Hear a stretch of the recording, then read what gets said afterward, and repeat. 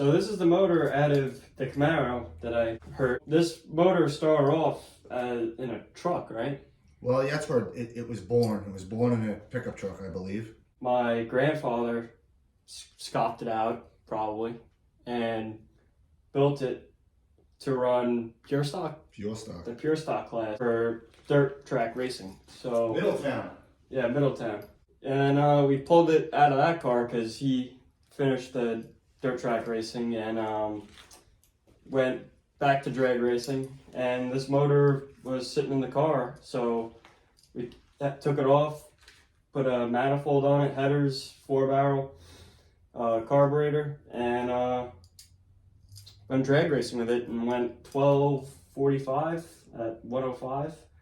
And we had a lot of beatings on it again in drag racing.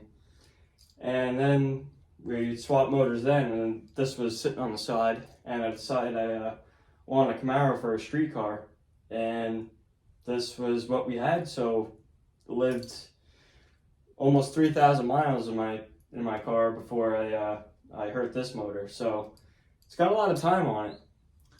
Wasn't even the poor motor's fault. That was the ultimate death. Yeah, so this was the reason, the non-gated junk shifter that made me over-rev the thing. And I know it would have lived a lot longer if this didn't happen.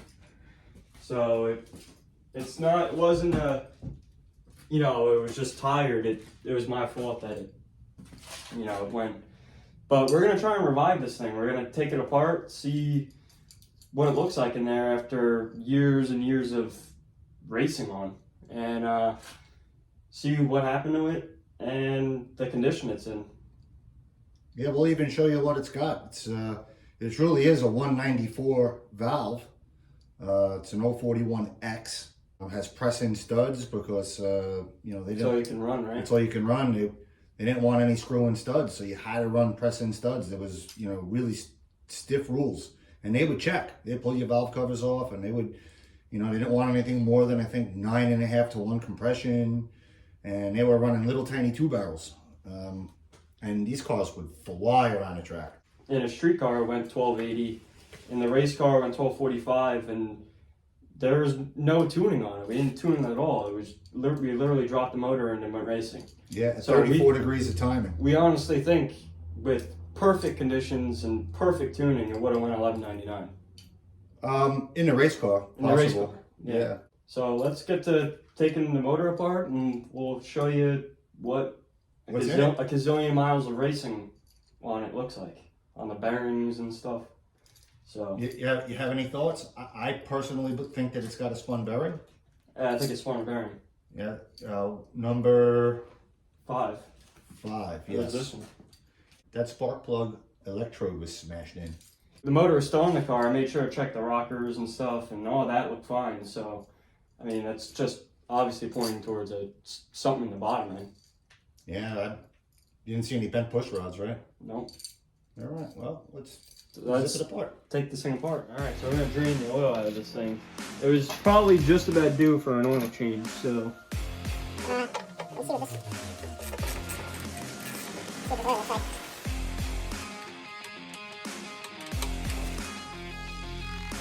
Well,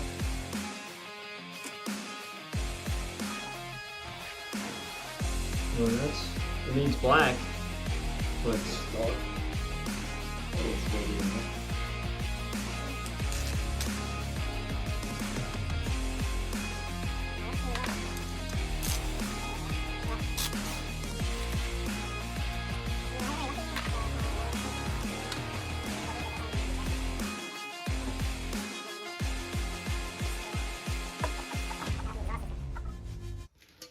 From there, it's just regular press and studs.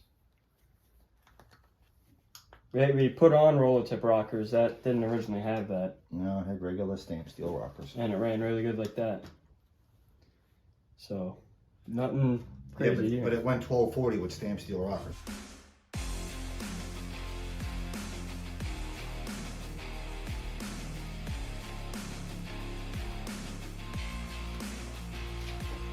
Alright, we got the intake manifold off, so we'll loosen up some rockers and take the push rods out and try and tackle the heads.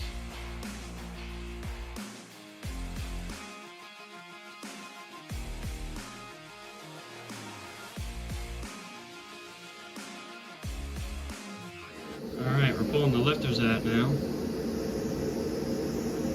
That looks pretty good. Alright, so cylinder number 7, the exhaust lifter is a little beat up on the edge right here. You can see it's very rough on the edges. That's the only thing I've seen so far, and this little chip right there. So, all right, we got our lifters out and organized. Yeah, the only one that looked a little weird was a number 7 cylinder, the exhaust lifter. Had some scratches and a little pit on it. So it's the only thing that I saw with the lifters. All the rest of them look really good actually. So let's take the cylinder heads off now.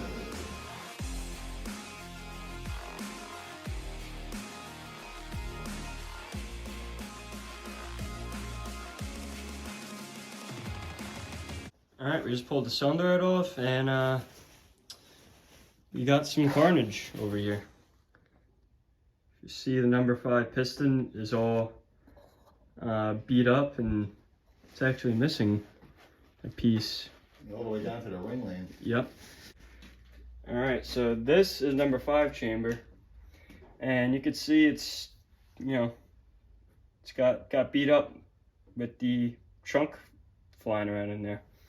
And looks like this part came in contact with the piston. We're gonna pull the other cylinder out off, and not expecting to see anything on that side, but I'll let you know. Cylinder walls look in decent shape for how much time and racing is on it. I mean, see, it's very slight cross hatching still in it. And I think they call this a witness mark on the top over here. This edge right here. So there is a slight fingernail can catch on it. But I wonder what it measures out at. I mean, it's 60 now. I don't know if it's now like 61 or 62. yeah, how far can we go with it? It's pretty much 60. it, right?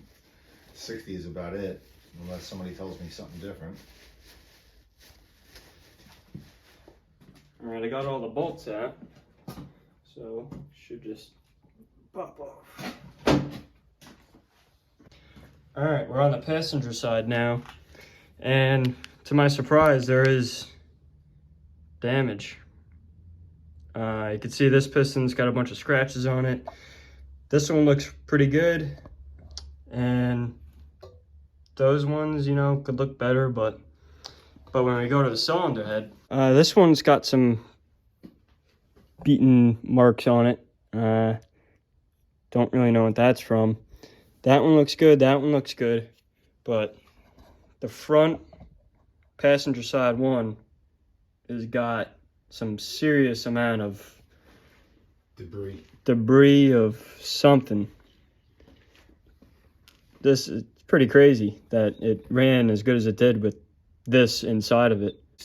Maybe that's pieces of the piston.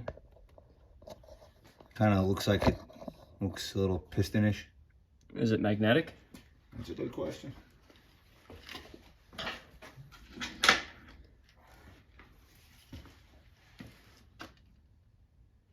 Yep. So is that not washer? Well, it's got a little.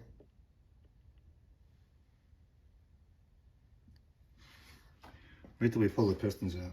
But that's what we found with, you know, what's happened to this motor. You know, maybe ingesting that washer. What happened was, when I was putting this motor in the Camaro, and I didn't include this in the that build video because it seemed like just a hiccup. Oh, my light's dying. Seemed like just a hiccup. But what happened was, the leaky freeze plugs, when we pulled the motor out, we had to take the carburetor off and stuff, and I accidentally lost a washer. I didn't hear it fall or anything. I just went to go put the carburetor back on when we put the motor back in, I couldn't find a washer. And we hunted everywhere for this washer. We stuck the camera down the motor, down the spark plug holes. We couldn't find anything. So we took a chance on firing it up, and it was making some concerning noises. Yeah, it was. Well, we decided to run it, and eventually it just had this giant hiccup in it. Yeah. Popped through the carburetor, and it cleared up. And it cleared up. The noise was still, there was a noise in it, but minimal. Yeah. Like compared to what was noise, and it seemed to run good too. We kept it running, and I drove it around like that for up until now, for 3,000 miles. So whether this is washer or piston or ring, we don't know. So we're gonna keep diving into this motor. Pull the oil pan off next, and let's see. All right, we got the motor flipped over, so we're gonna take this oil pan off and take a look what's going on in the bottom then.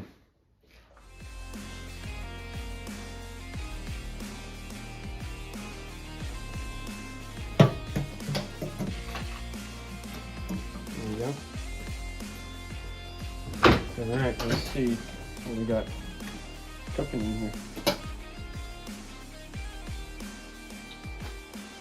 You're gonna have to lose the windage tray. Let's take this windage tray off. Okay, we got the windage tray off. This one feels pretty good down here, actually. So I was saying it was number 5. Number 5 is This one. this one. Should we pull the cap off? Might as well. Just rotate that sucker so it's at the top. Some bolt, huh?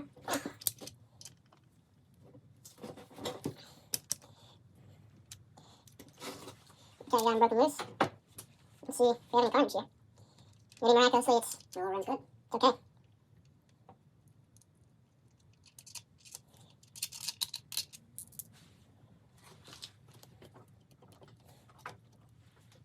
So I got a screwdriver in it. I'm just gonna tap them around. Mm-hmm.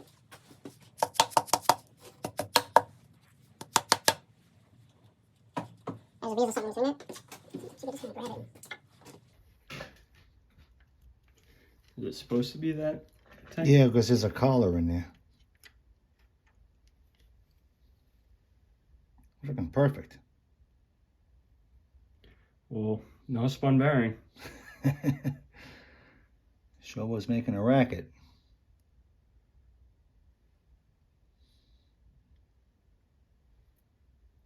I mean, I don't think that could be any nicer. A couple little scores in there, but nothing. Show the camera.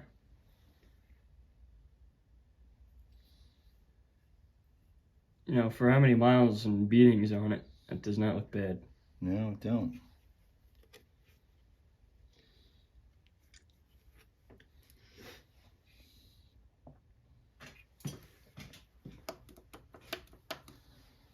That's the cylinder.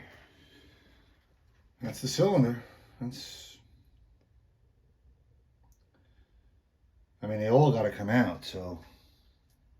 But that might be something that we do tomorrow. Yep. Gotta move this.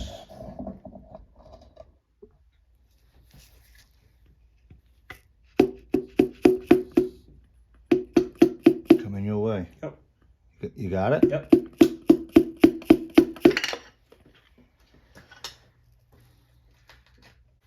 What we got?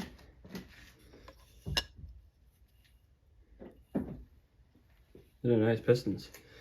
But yeah, the gap is all the way over here, and doesn't look like that happened from a ring getting tight. I don't know. I'd have to talk I mean, to some of my guys about there's a what little could cause that. something in here, some scratches. I mean, I know detonation can cause that, but we never ran an extreme amount of timing. I don't think this motor was ever up over 34 degrees of total. You know, while it was in the street car, it was never beat ruthlessly. You know, it was already, motor was old man by then. We can see there's a little bit of some deep grooves in this piston. Yeah, and this Is the cylinder, has a cylinder. it's pretty scratched up. So hopefully, I mean, it probably wouldn't worth it to get it new sleeves put in it and stuff like that. No. When a new block could be had. All right, we went ahead and pulled the rest of the pistons out, and a couple of bearings looked a little funny wear in it, but overall, for how much time and beatings on this, they're not bad. So the crank looks pretty good too. But we're gonna take the crank out probably and take a look at the main bearings and see what's up with those.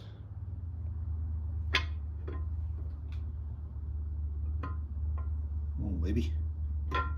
Oh. I don't want to knock it around.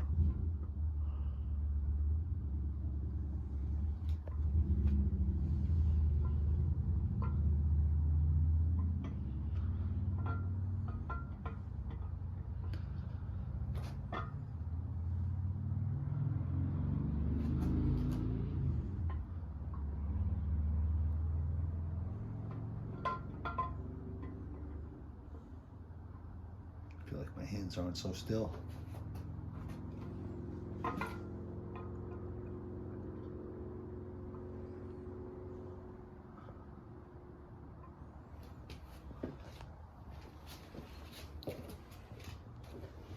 So these are what the bearings look like after we took the crank out. Not too bad. Now we have a block. So when this motor was in the Camaro, we had one rocker that would occasionally loosen up towards the back. It looks like that lobe is starting to go away. See how that one's more pointy and that one's getting rounded. So this camshaft is no good to us anymore. And this is the crank. Had a little rust spot on the weight.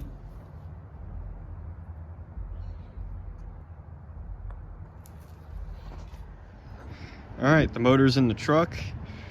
For now, it's a goodbye because it's going to the machine shop to get some work done to it. And we're gonna slap it back together pretty much the way it was, get a new cam for it. Maybe slightly hotter, but we'll have to see. But I hope you guys enjoyed seeing what type of wear and tear to see on the motor that has, you know, thousands of race miles on it. So until the next one, see you guys later.